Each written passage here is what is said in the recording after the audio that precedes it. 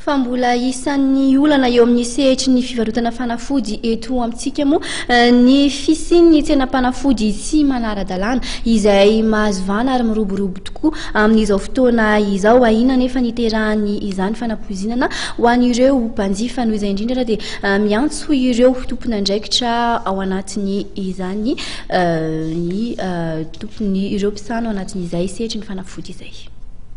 Ny sedra olana maro ny sehitry ny fivarotana fanafody eto amintsika. Anisan'ny olana goavana izay mipetraka ny fisian'ny osoka eo amin'ny fanafody ary eo ihany koa ny fahazon'ny tsenam-panafody tsy manara-dalàna vahana. Tena olana zany dia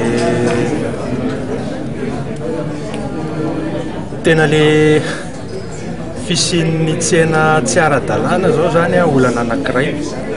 Dia hoe misy fanafody miparitaka tsy aroa izay tsy mivoaka avy amin'ny sehatra ara-dalàna. Ny tiako teny amin'ny sehatra ara-dalàna zany hoe ny pharmacie, ny dépôt de médicament.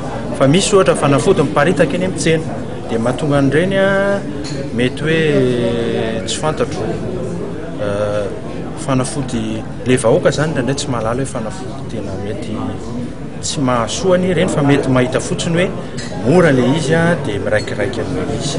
Fa io moa mila fanentanana, mila fampianarana, mila fanabeazana, mila zavatra betsaka zany le izy. Fa zay anisan'ny olana zany zay zavatra zay.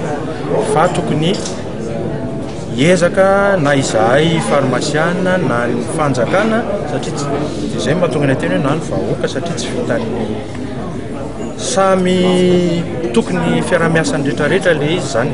Manoloana ny fisian'ny tsena tsy ara-dalàna ny fanafody dia manamafy ny eo anivon'ny ministeran'ny fahasalamana fa tokony eny amin'ny fivarotam-panafody ara-dalàna ihany no manjifa ny fanafody. Aleo ngamba mba ho apetraka amin'ny olona ny fahafantarana ny mety sy ny tsy mety. Ka raha ohatra ka fantariny olona fa pharmacie tokony hividianana fanafody, lazaintsika eto izany zao officiellement hoe pharmacie ny fividianana fanafody. Ho an'ny eto Antananarivo ohatra zany resika. Fa raha le olona mbola hividy fanafody eny amin'ny toerana hafa, aleo mba ho anazy indray ny andraikitra fa tsy ho an'ny ministeran'ny fahasalamana.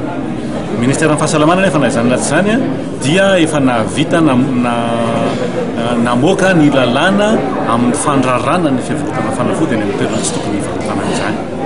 Anjaran'ny fanjakana miaraka amin'izay tompony andraikitra rehetra ny